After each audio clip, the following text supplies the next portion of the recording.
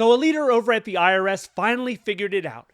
They're going to need to hire thousands of new workers. Otherwise, next tax season is going to be a hot mess. And the irony of this specific situation is off the charts. Because when the hiring freeze first came down January 20th, the executive order was signed by the president. All agencies were generally prohibited from hiring anybody new. But the IRS and the GSA, they were prohibited for the rest of the calendar year.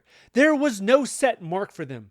Because when hatred blinds you, you make rash decisions. You've probably been in a situation where you told somebody, I'm never giving you a ride again because you get on my nerves. And then next week you find yourself giving them a ride, whether it's your cousin, your sister, your aunt, a friend, whoever. Same type of situation. Now, who are they trying to hire? Over 4,000 contact representatives. Who are these people? These are the people that answer the phone. They respond to your questions. You got some funny business with your account balance? They can fix that. They know how to fix that. It says negative 2,000. They got a solution for that. That's those people. They happen to be GS5 and GS6. Those people are not getting paid that much. I'm sure you make more than them. They're getting paid around 40, 50,000 a year if they're lucky. So below the national wage. Also, you got to be bilingual for 3/4 of these positions. You know what that means? Habla español. That's right. You got to habla español in order to get picked up for one of these positions. And it's interesting because we're in a time right now where for the first time in this nation's history, we have an official language. The official language is English. But what the Trump administration really wants, they want to automate the whole thing. If they could, they'd rather not hire 4,000 Americans to work in these positions. They'd rather have an AI bot do it. We heard the Secretary of the Department of Treasury say that there's an AI boom coming. That was his solution to fix what's happening in the IRS. Artificial intelligence. Well, it's not quite there yet. They wanted to get there. And in fact, in a lot of agencies, look at the Social Security Administration, look at GSA, they're already implementing and leveraging AI in order to not replace workers. I don't want to say that, even though that could be what's happening, but to kind of give them tools that they can work with to make their job easier. But eventually, you know as well as I know, they're going to get those folks out of there. They're going to let the computers run the show. Now, when it comes to these job announcements, 1/4 of them are open to the public.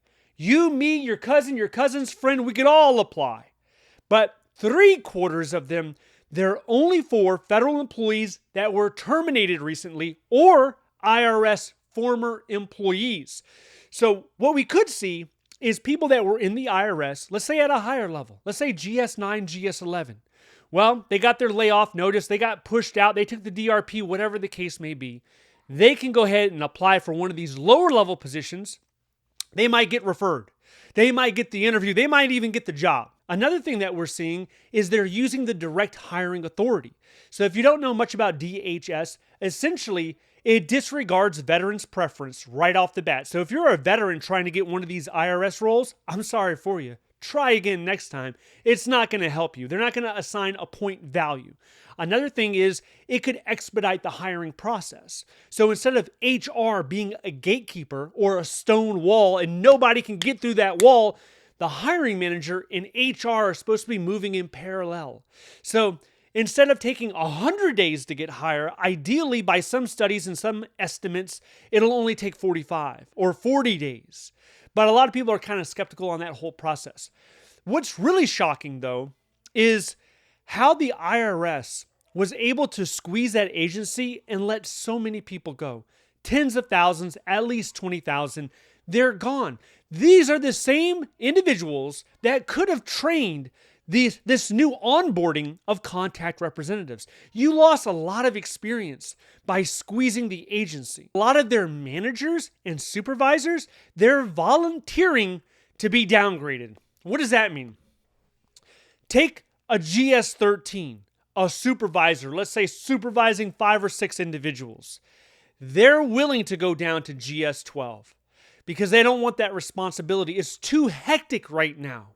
You can't lead people in the dark. I don't care what kind of leader you are. It's hard to lead people in the dark. You need some guidance. And when the culture is toxic, and when there's so much uncertainty and the morale is low, you start wondering, what am I doing all this for? I get paid a little bit more than a GS12. In some situations, GS12 can make more than a GS13. And you have all this additional responsibilities. The pain doesn't match the pay, right? You go in as a supervisor, you're dealing with personality management. You're dealing with PIPs, performance evaluations.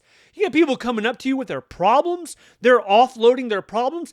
One of your workers make a mistake. Now you're in front of the executive or the GS15 trying to explain it, trying to pitch your side of the story, why this individual didn't complete their assignment, why they're consistently performing below standard. Now your life's all jacked up. Your life's turned upside down. You're working on the weekends trying to catch up. For a lot of people, it's not worth it. And in the DC area, the same could be said when it comes to moving from GS14 to GS15. The pay raise is marginal, but nowhere is the pay raise more marginal than GS15 to executive. The pay, the only way you're making more money as an executive, really, like real money, is when it comes time for the bonus. The bonus is what puts you over top. Right? Because aside from that, you're essentially making the same money depending on what step level you are. So in that situation, for a lot of people, the pay cut is worth it.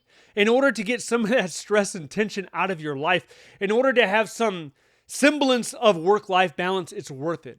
Now, the IRS is also dealing with a 23% cut to their budget. That's going to hurt in a lot of ways. It's going to hurt when it comes to hiring new individuals, when it comes to making sure that individuals get their refunds in a timely manner, answers to tax questions, the whole thing. If they're not able to be funded appropriately, it's not going to function. And what happens when more individuals are allowed to circumvent the tax process? Meaning cheating on their taxes, not paying millions of dollars on their taxes. That means less revenue as a country. So in addition to all of that, what we have on the horizon is a government shutdown. Government shutdown is going to change the game in a lot of ways when it comes to the risks, when it comes to the hiring freeze, and it looks more likely. We almost had a little scare in March. A lot of people thought the government was going to shut down. This time, it looks like it could actually go through. We could actually be shut down for a few days or a few weeks. If you want to know more about that, check this video out next. Stay updated by signing up to the free newsletter down below. Thank you so much for watching. I'll see you in the next one.